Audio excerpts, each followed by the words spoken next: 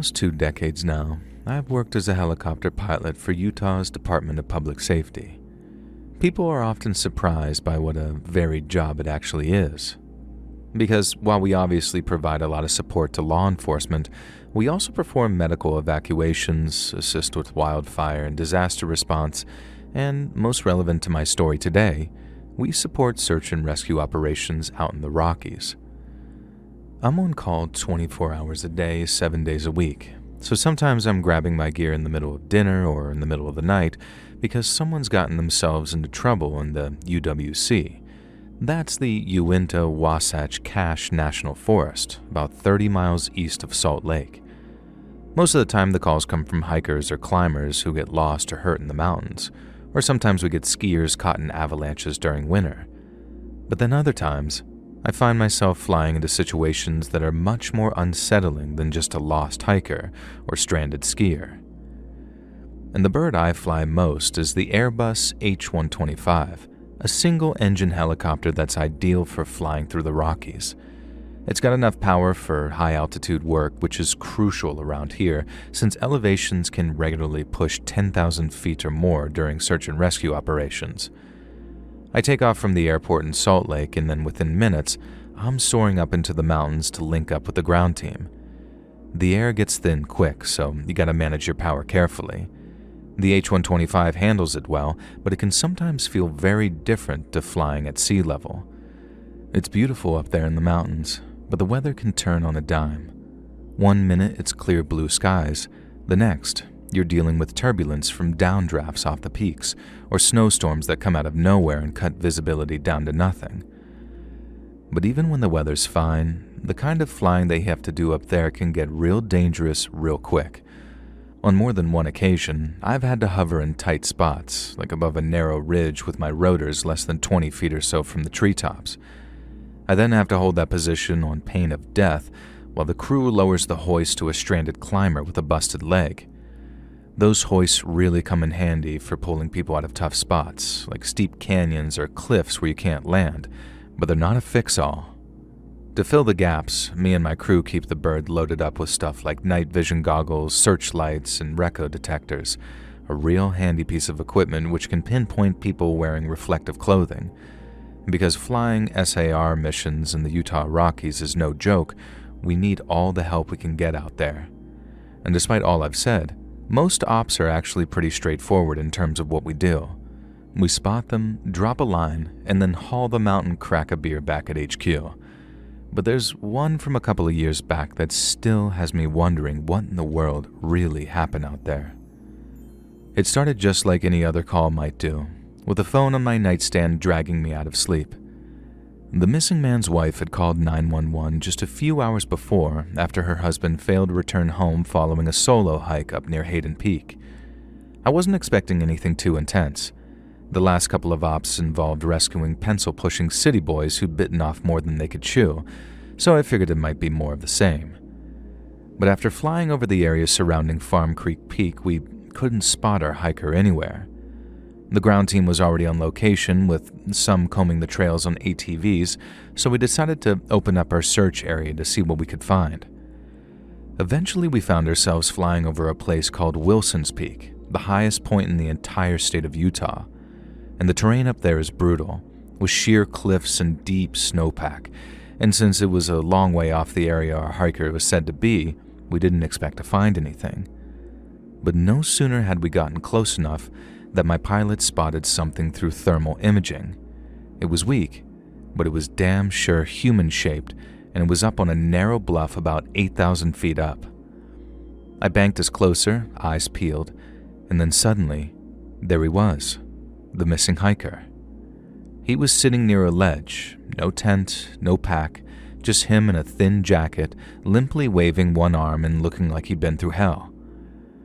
I radioed the ground teams, telling them that we had a visual and passing on the man's coordinates, and the ground team acknowledged and then sent ATVs in our direction.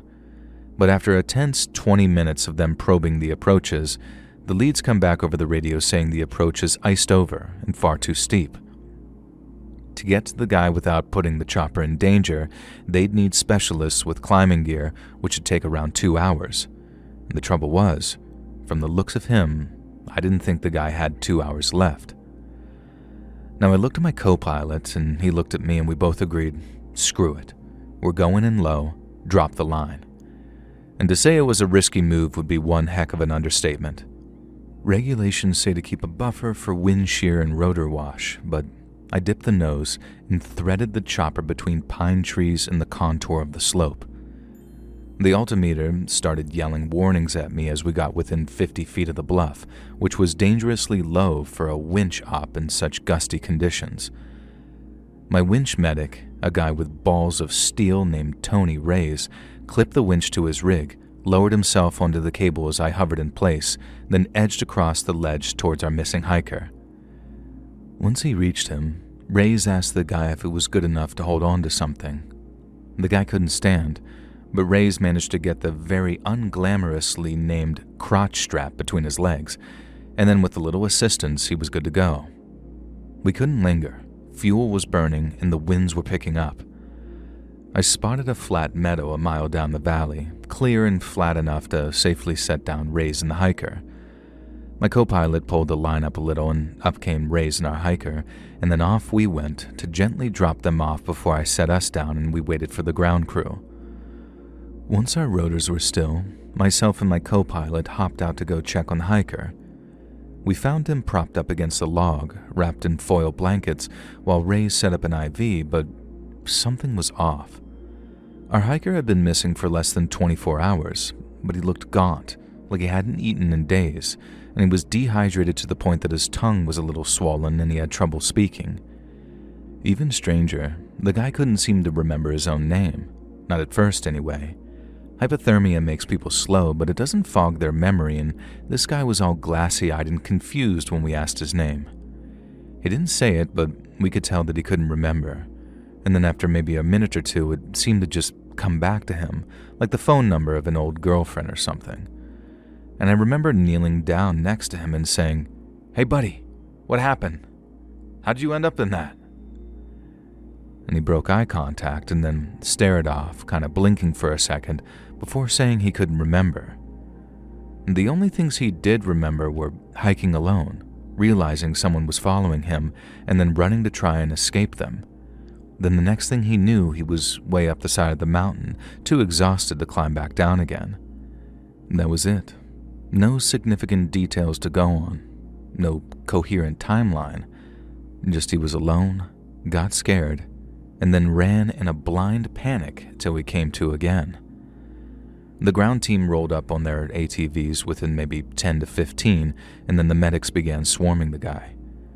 We waited for Reyes to finish talking to the ground team lead, hoping that the guy would get more talkative as he warmed up. But he didn't.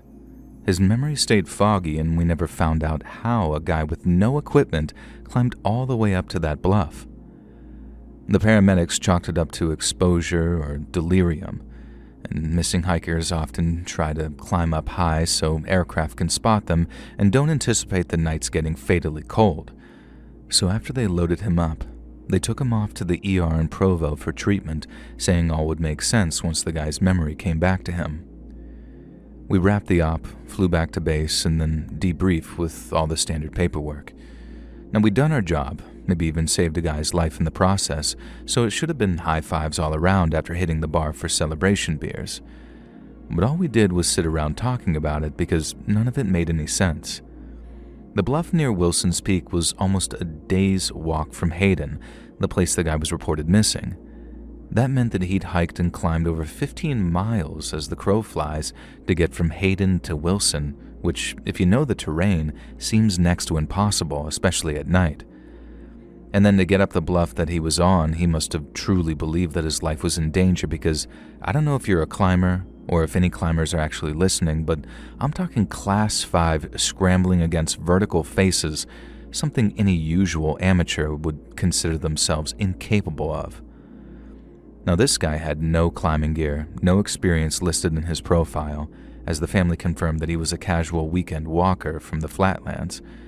And so in that case, how the heck did he free climb that in a panic, in snow, without breaking his own damn neck? Investigators followed up on his claims of a pursuit, but they didn't find a second set of tracks on the snows below, and there were no reports of suspicious activity from any place else in the park. The guy recovered physically and was happily reunited with his wife and kids following a brief stay in the hospital, but his memories stayed like Swiss cheese. The last thing he recalled clearly was realizing that he was being followed, and then apart from a few flashes of running, climbing, and fearing for his life, it was all dark patches. In the years since, I must have gone it over in my head maybe 100 times already, and I wonder what spooked the guy so bad that he actually turned into a damn mountain goat. And the only thing that really tracks is a bear. A big old black bear standing on 2 legs, which might have started chasing him on 4, and that's the only sight that I could figure would trigger that kind of primal fear, in which case it could have been a mama bear just taking care of her cubs. But then what if it wasn't? What if it really was a man out there lurking among the trees and waiting for some hapless hiker to come along so he could hunt them through the trees? I mean, let me know what you think, but both are scary in their own way. But it still doesn't explain the distances involved or how our hiker climbed up that bluff. And it kills me thinking I'll never find out, and it will forever remain a mystery. She was the golden girl of Hollywood, beautiful, untouchable, and marked by tragedy. From childhood, whispers followed her, a curse said to trail her wherever she went. One night beneath a black and endless sea, that curse finally called her name, and the waves answered. Hear more of this story over on my true crime channel, Saturn Soul, linked down below.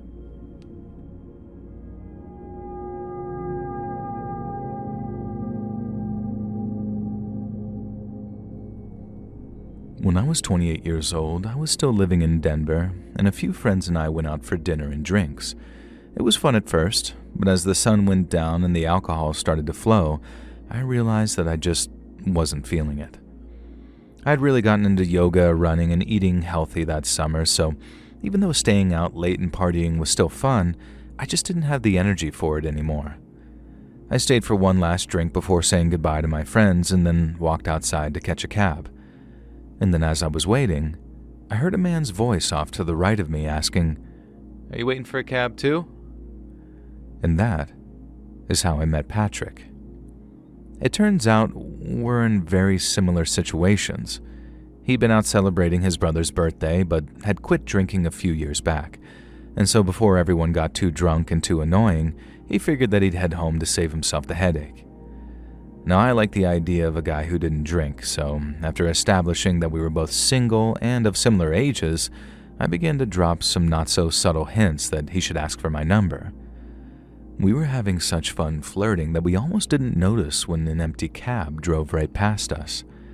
And then when the next one came around, Patrick insisted that I be the one to take it.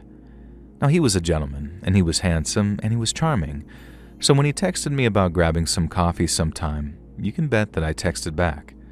We dated for 2 years and fell deeply in love with one another.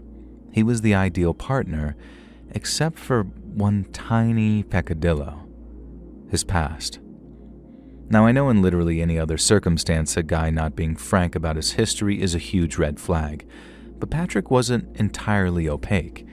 He talked about high school, he talked about climbing the career ladder in his 20s, and he was willing to be frank about past relationships too. The other thing he wasn't so open about was college. He said his first 2 years were basically non-stop partying, and it got so bad that he had to repeat a few courses during his sophomore year. He talked about falling in with a pretty bad crowd and how he had to cut himself off from them just to get his degree. And I could tell that he was embarrassed, maybe even a little ashamed, so I didn't push him on it. I just liked that he'd changed. And then one day, Patrick asked me to go hiking with him. Now, I was surprised because Patrick was just about the least outdoorsy type of guy you could imagine. He worked out, but he loved the indoor gym that he was a member of, and he was way more interested in gadgets and gizmos than the natural world. So when he asked me if I wanted to go hiking of all things, I was actually kind of stunned, but I was super excited. You see, maybe 6 months prior, we'd been talking about the prospect of getting married and even having children. Not so much with each other, it was just sort of a in general thing. Patrick asked what my ideal proposal location would be, and he gave me examples like the bridge in Central Park or the top of the Eiffel Tower. But after considering it, I decided I'd much rather be proposed to in a place of natural beauty rather than artificial. And I remember he nodded like, okay, unconventional, I like it. But I never thought in a million years he'd actually keep it in mind.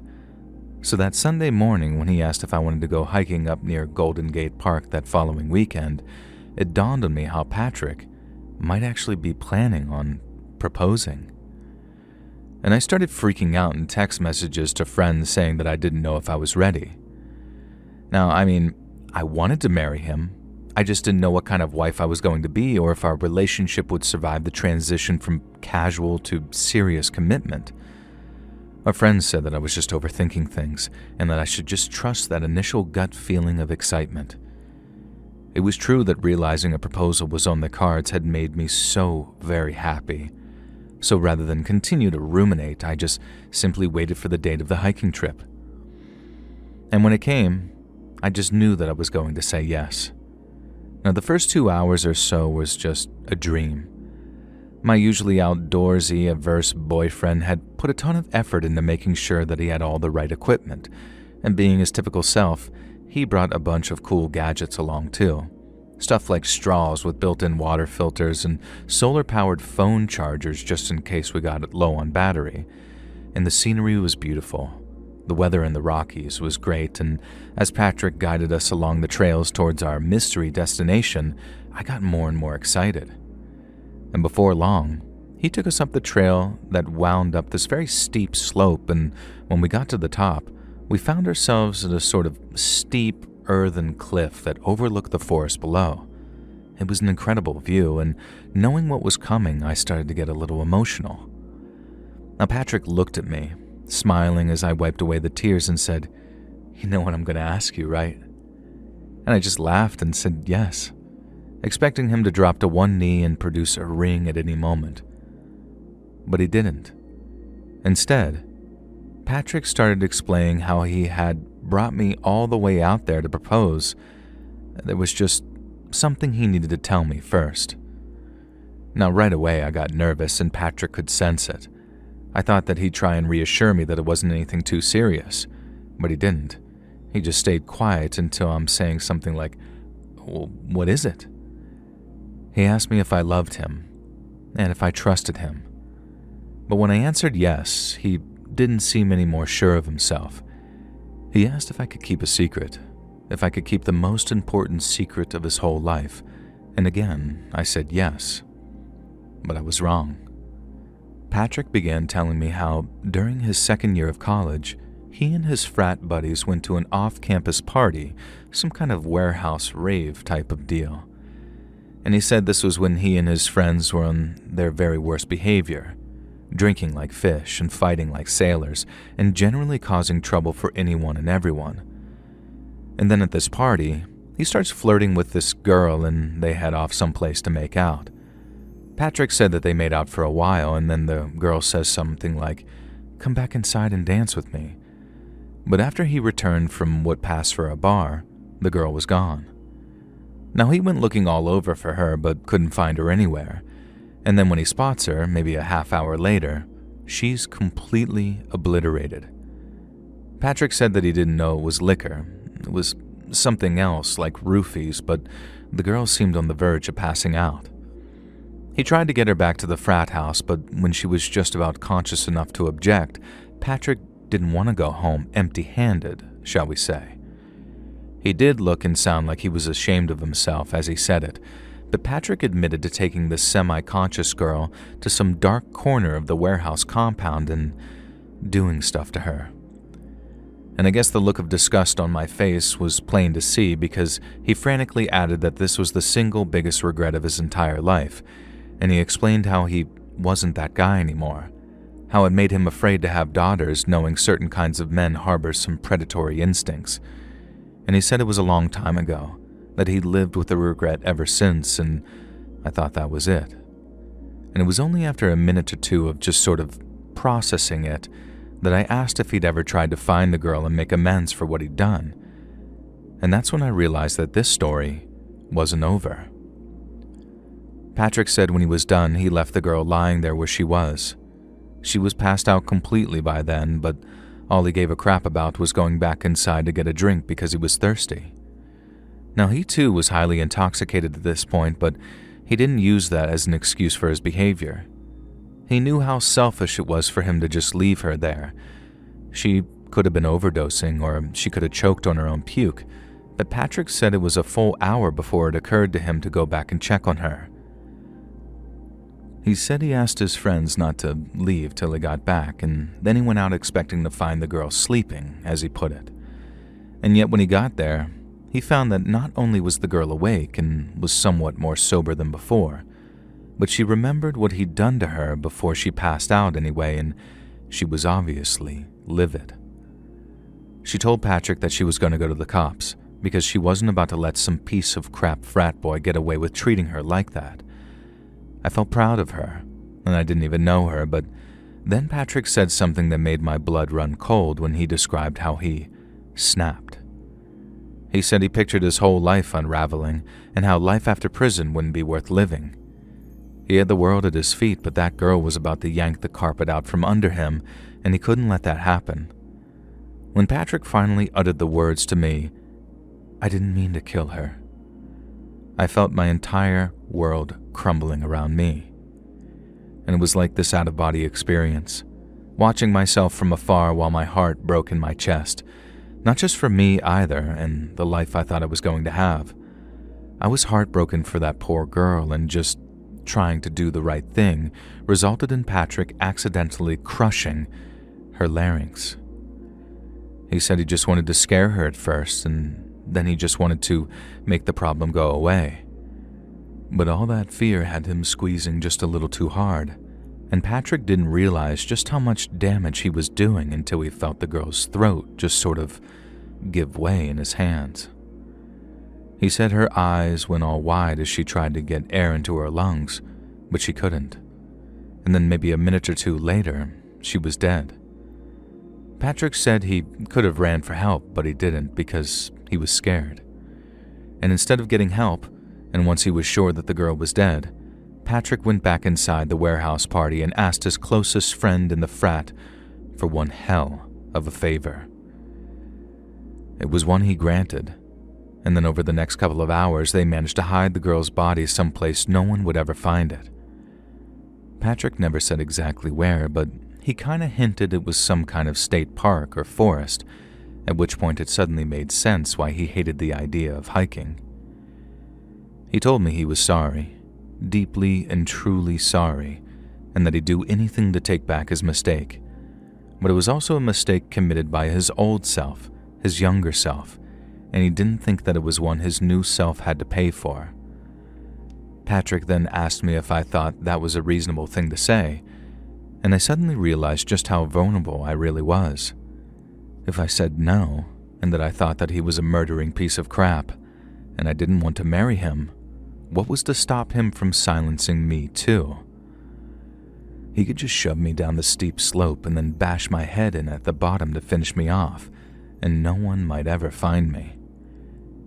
I'd end up just like that girl, on a missing poster with my family wondering what the hell had happened to me, but deep down, knowing that I was gone. I knew I couldn't reject him.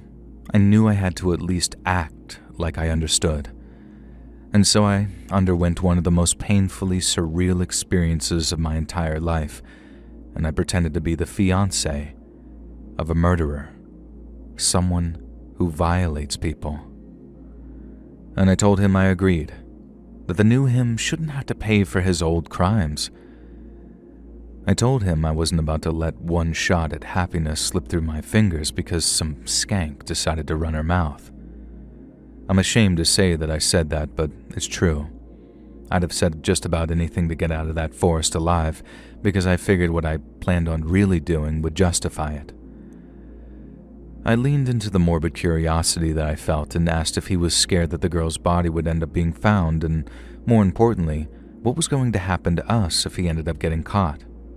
Colorado had the death penalty at the time, so, as Patrick said, if he got caught, it was over for us. And then we talked about the prospect of dating again after one of us passes away. Like I said, it was surreal in the extreme, but, and this is probably going to sound insane, I felt safe with him. I thought I had him. I thought I tricked him. And then after our hike was done and we walked back to his car, I felt this rush of almost victory knowing that I'd survived. And all I had to do to ensure my continual survival was to sort of keep the act up till I could get home and call the cops. But before I could do that, all the pretending I'd done resulted in a state of almost complete nervous collapse. After getting home, I think I cried for a straight hour, and then I called my mom and cried for another hour on top of that.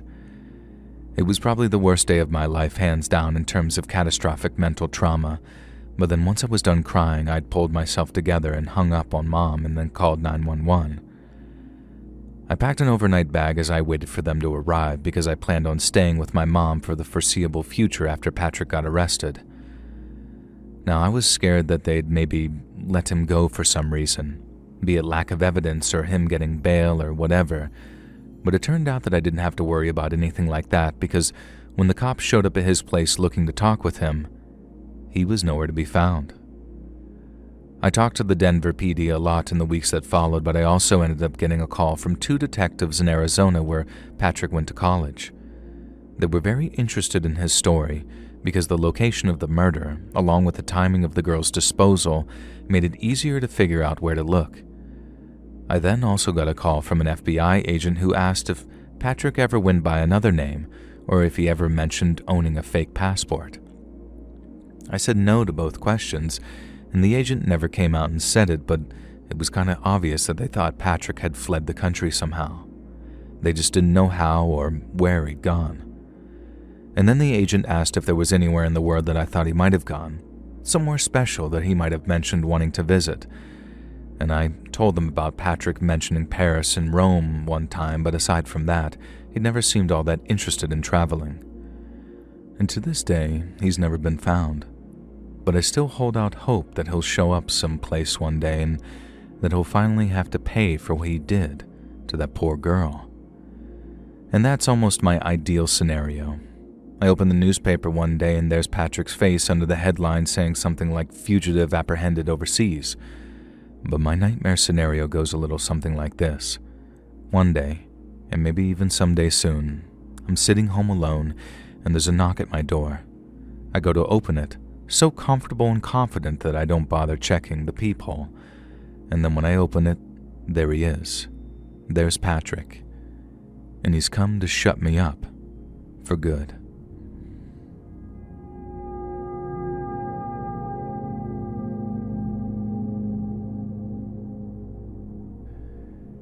You'd probably never think it to look at me today, but I used to be a pretty cool guy back when.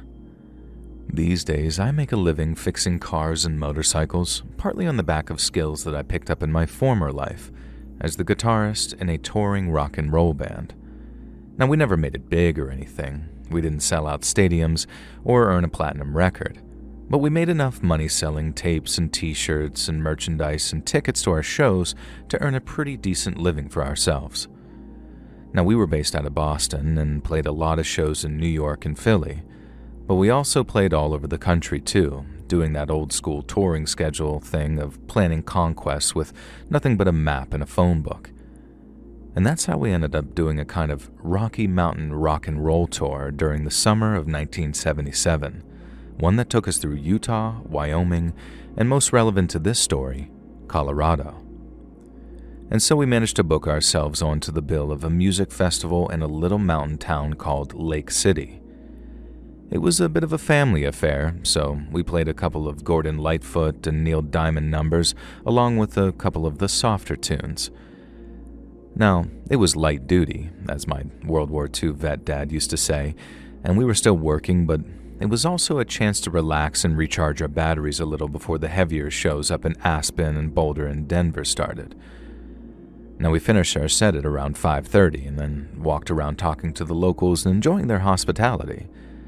I have myself a little green chili bison burger, a delicacy that no other burger has managed to top, by the way, while our bassist, this crazy SOB ate a whole plate of Rocky Mountain oysters all to himself, much to the amusement of the locals, it would seem.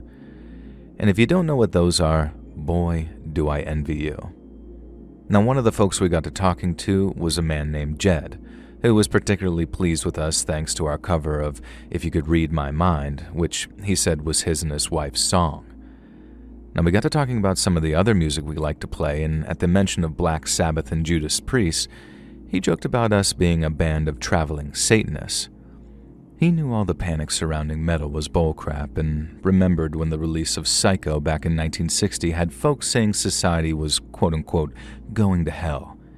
He even said he took his teenage son to see Carrie during Thanksgiving weekend of that previous year, and as a huge fan of the King, we quickly established a mutual love of all things creepy. Now, maybe an hour or two later, Jed said that he had to jet, but before he did, he asked if we'd be interested in seeing a genuine ghost town named Carson before we left for our next stop. Now, we were pretty thrilled at the idea because doing cool stuff like that was half the reason we went on tour in the first place. We didn't just get to play shows and make money, we got to see America too. And I'd say that there were few things all 5 band members could get excited about, like the idea of seeing a real-life ghost town. We met up with Jed bright and early the next morning, and then we followed his car up a bunch of gravelly mountain tracks till we eventually reached a dead end. Jed apologized and said that we'd have to walk about a mile up the mountain to get to Carson, but we didn't mind at all. It was actually kind of nice to be able to stretch our legs after spending so long on the bus.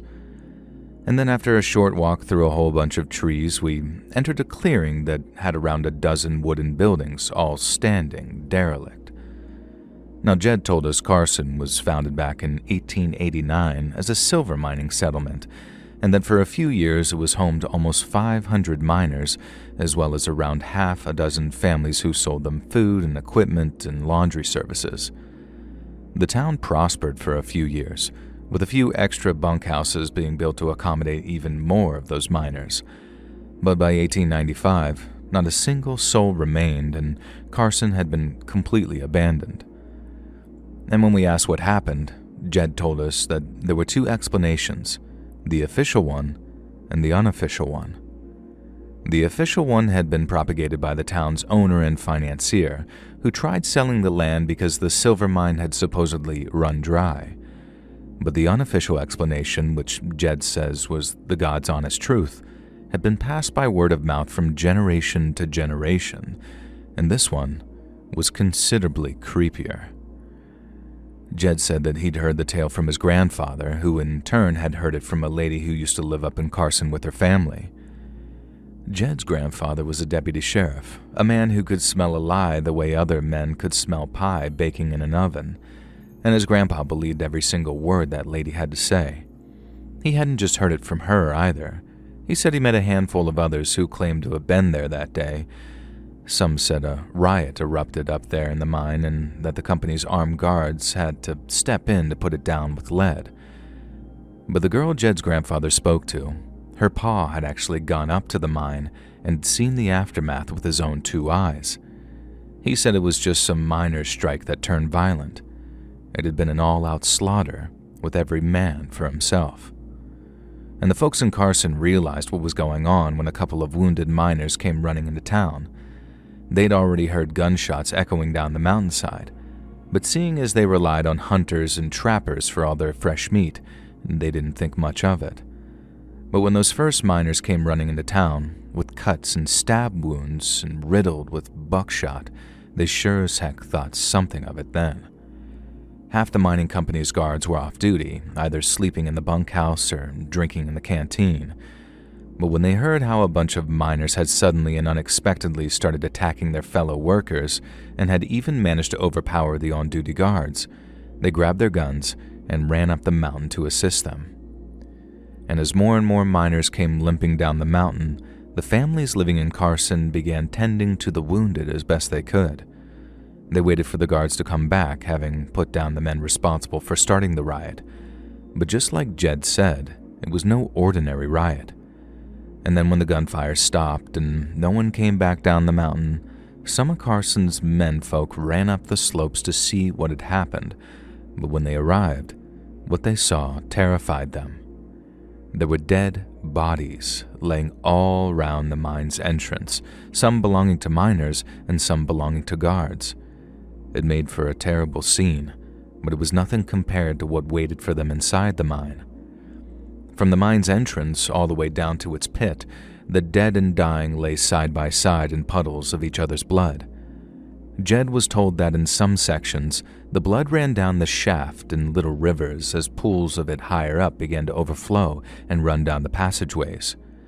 And there must have been at least 100 dead miners and another 50 on death's door. So as fast as they could, Carson's men began carrying the wounded out of the cave to be treated by the camp's doctor. And Jed said that he was told how awful the wounds were.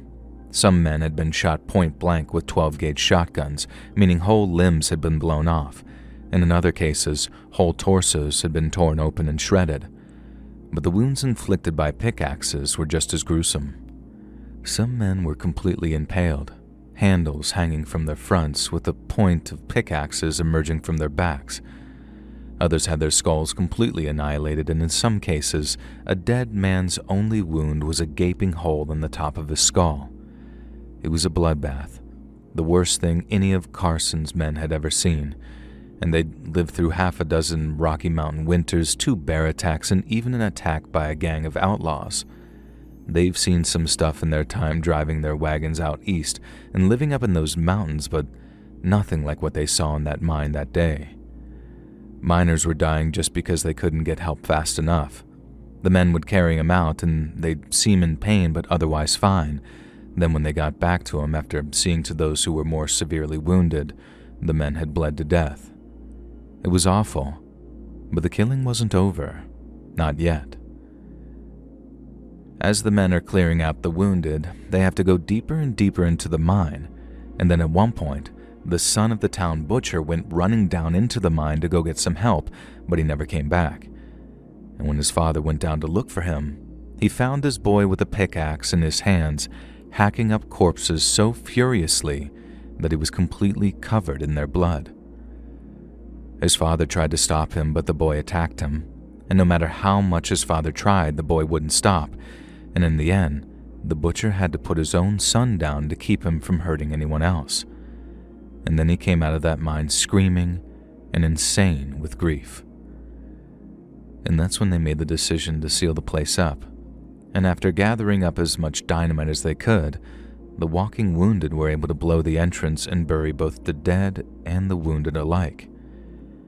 There were rumors that seeing all that death made the boy go crazy, that his mind just couldn't handle it, and it slipped away from him as he walked among the dead with the coppery stink of fresh blood in the air. But those that were there say that there was something down there, maybe some kind of gas or fungal spore, that was to blame for making some of the miners turn on their comrades. It happened to the butcher's boy, and he himself got a dose when he was down there to look for his son, because all he could do was scream and cry and struggle as his friends and family tried to keep him still. He wasn't just out of his mind with the grief, there was something else affecting him, something the survivors thought best to bury. Jed said the mining company paid to have all the bodies collected and returned, but they fired the survivors and tried to have them in prison for blowing their mine sky high. The company thought they got everybody's body off that mountainside, but Jed said that he knew of people that had found bones in the woods below the mine. Not animal bones either, human bones. He actually asked if we wanted to go look for ourselves because there was a slim chance that we might even find a souvenir, as he put it. But we told him we were good and had seen all we needed to. If there was anywhere on Earth that was genuinely haunted, it was that old mining town, and we didn't want any of those old ghosts putting a curse on our tour because we'd been dumb enough to go off with some of those bones. And Jed laughed at that, and we did too, but it wasn't entirely a joke. Not in my case, anyway. We called it quits not long after, and then we're back on the road and headed for Aspen. We had Lake City and Carson in our rear view, but Jed's story stuck with me for the whole rest of the tour. It stuck with me so much that when we got back home, I rented a book from the Boston Library about mining disasters. Now, it made for obviously a terrifying read, and I learned that there's a gas called hydrogen sulfide, and it's something miners called stink damp, which is known to have a narcotic effect in certain doses. It is possible that the men at the mine's deepest point were suddenly exposed to high levels of this stink damp, at which point they lost their minds. And the rest of the massacre could possibly be explained by a kind of herd mentality or collective panic whereby confused and frightened men were gripped by a sort of primal kill or be killed mentality. But the thing I've never been able to figure out is why the guards turned on each other too. Jed said it appeared as if the company guards, the ones who'd been off-duty and stationed in town, had begun attacking each other during the final stages of the massacre. And to me, that suggests something other than narcotic gases were to blame for what had happened. I've often wondered what the real cause was, but there also comes a point where I tell myself to stop thinking about it because the things my imagination starts to dream up can really start to frighten me.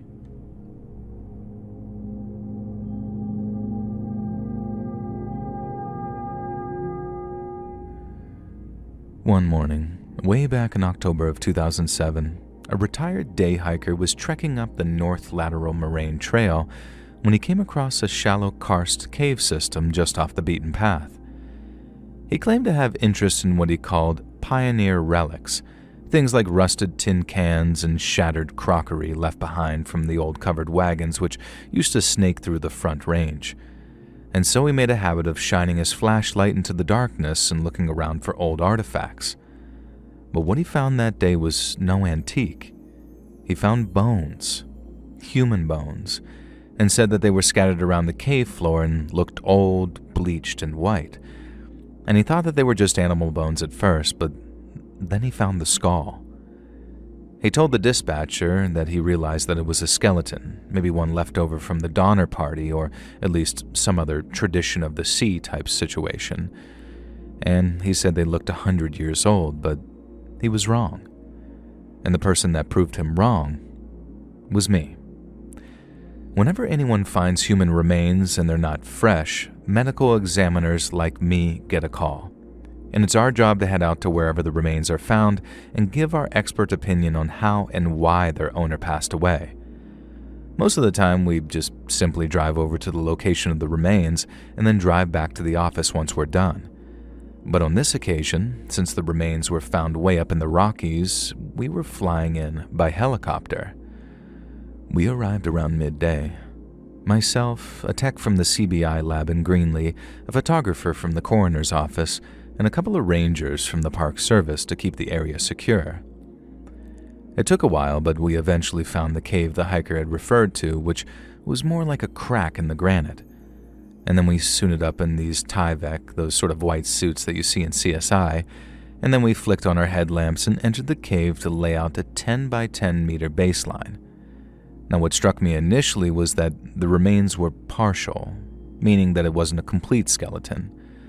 We found things like a detached mandible, fragments of a radius ulnar pair, and a scattering of phalanges and thoracic vertebrae. But there was no pelvis, and neither were there any long bones below the femora, as the thigh bones, which were also entirely absent.